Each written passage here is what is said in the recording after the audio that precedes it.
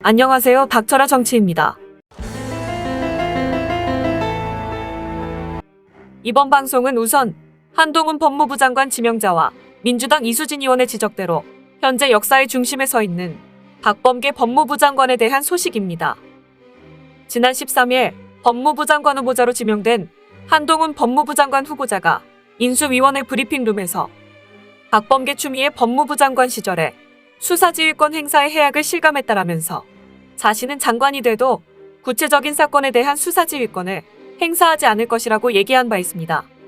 그러자 이에 대해 박범계 법무부 장관은 해악이라는 표현을 하셨던데 왜 그러신가 모르겠다. 문재인 정부의 법무부를 전면적으로 부정하지 않았으면 좋겠다.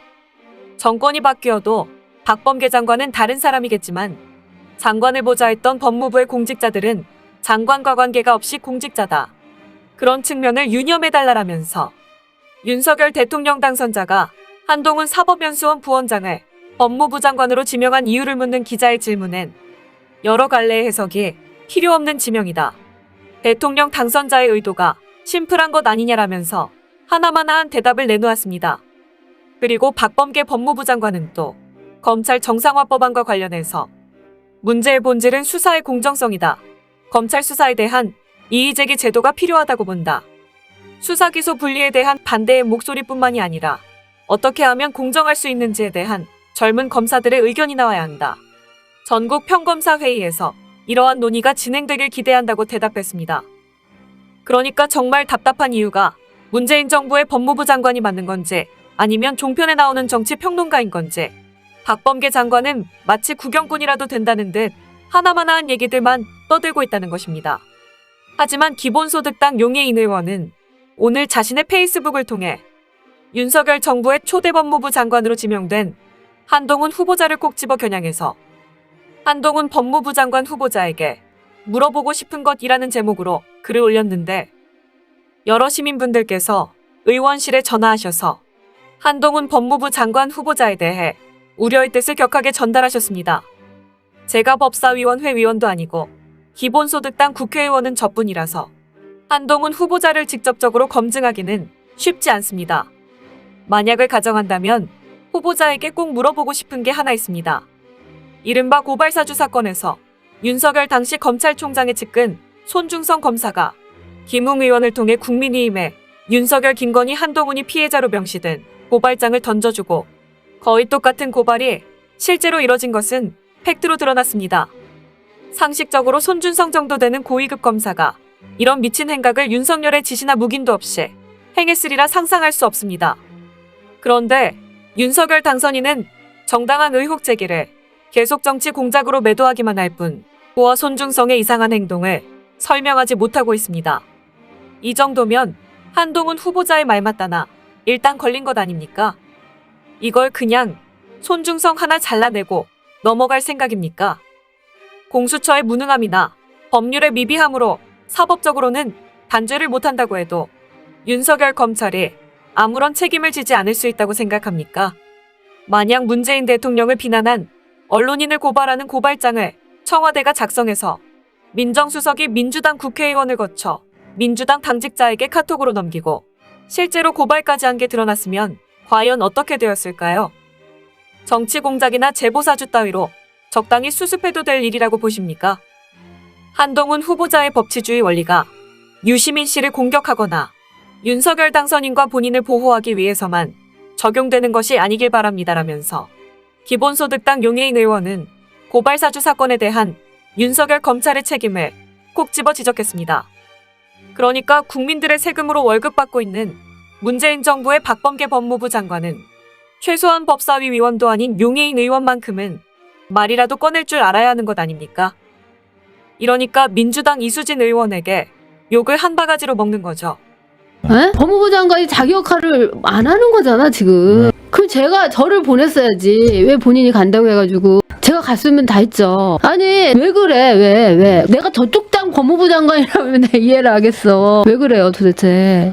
한편 지방선거를 앞두고 민주당 비대위에서 서울시장 후보로 지지자들이 원하는 공정한 경선이 없이 전략 공천으로 결정하기로 했다는 언론 보도가 나오면서 많은 지지자들에게 관심을 모으고 있습니다. 그러니까 이번 대선을 앞두고 종로구 의원직을 헌신짝처럼 내던졌던 이낙연 전 대표가 지방선거에서 좀 이길 수 있을 것 같아지니 경선도 없이 서울시장 후보로 나온다는 일각의 주장이 민주당 지지자들에게 걱정을 안기고 있는 것입니다. 하지만 이에 대해 민주당 정청래 의원은 오늘 자신의 유튜브 채널을 통해 전략 공천이 아니라 전략 지역구 지정이라고 설명했는데, 자, 이모경 의원이 지금 공천심사위원이잖아요. 네, 더불어민주당의 이번 지방선거의 공천의 원칙이 뭡니까? 원칙이요? 네. 공정하고 또 한마디로 딱 말하면 우리 당원이 원하는, 우리 패밀리가 원하는 미래지향적인 사람, 진짜 더불어민주당에 꼭 필요한 사람. 네. 지금 공천하고 있어요? 네. 공천 결정된 데가 어디죠, 지금? 이제 중앙당, 여러분, 중앙당 공천심사위원회는 17개 시도지사고요.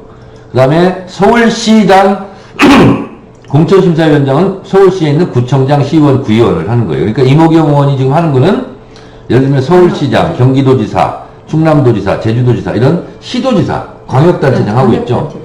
현재 공천이 결정된 데가 어디 있습니까? 결정 안 된 데만 얘기하면 17개에서 지금 서울, 경기, 경남, 충북.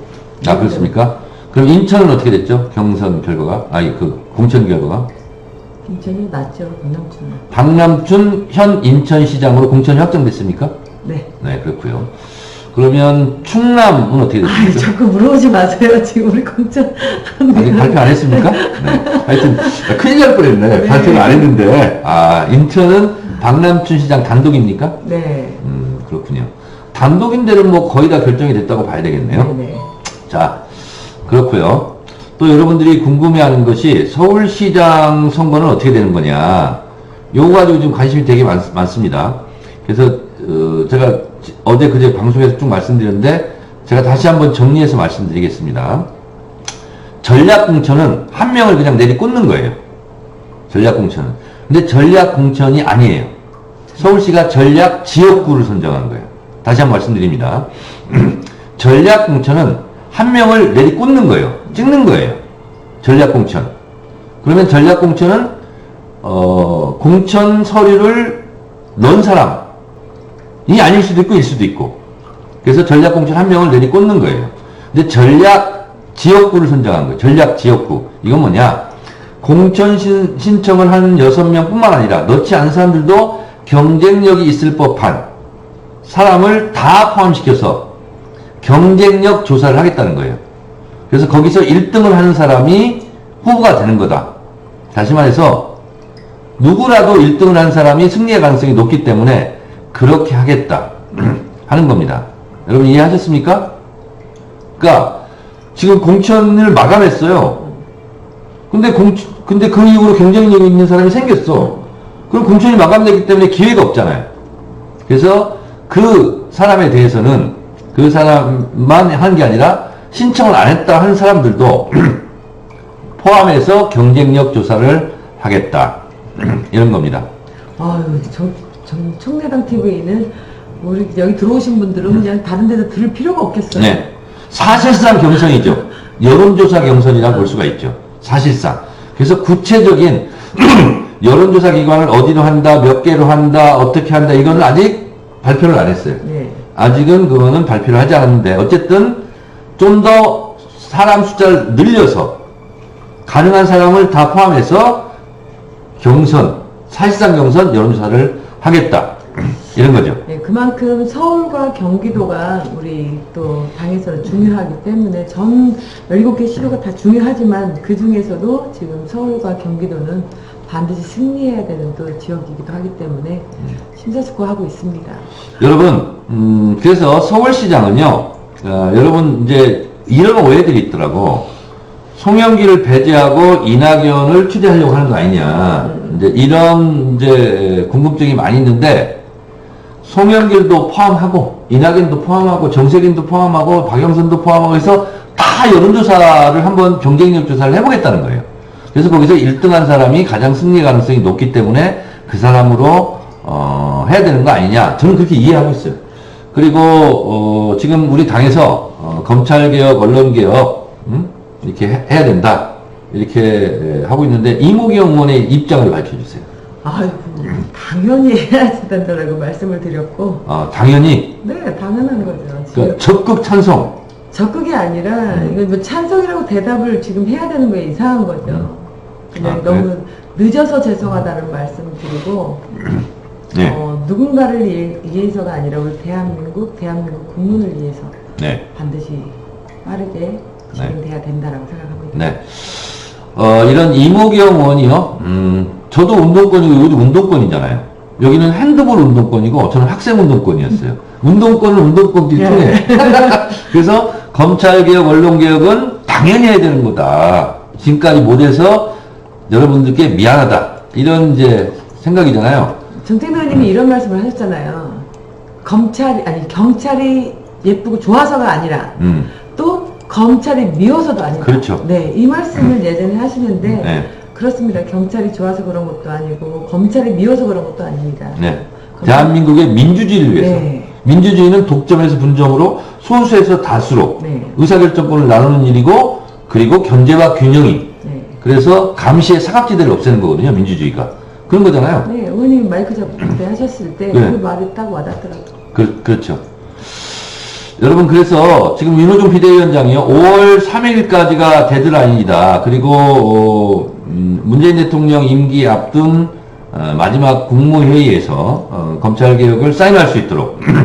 그리고, 저는 한동훈 법무부 장관을 하는 걸 보면서 반드시 더 해야 되겠다는 생각이 들고, 윤석열 당선인이 한동훈 바람을 일으켜서 검찰개혁에 연을 날리려고 하는구나, 지금. 그런 생각이 들어서 전투 의지가 더 들고 있습니다. 그래서 반드시 우리가 승리해야 될 사직생의 죽고 사는 문제의 싸움이 돼버렸다. 이런 생각이 듭니다. 그래서 여러분, 저희가 진짜 죽기 살기로 한번 해볼 테니까 믿어주시기 바랍니다.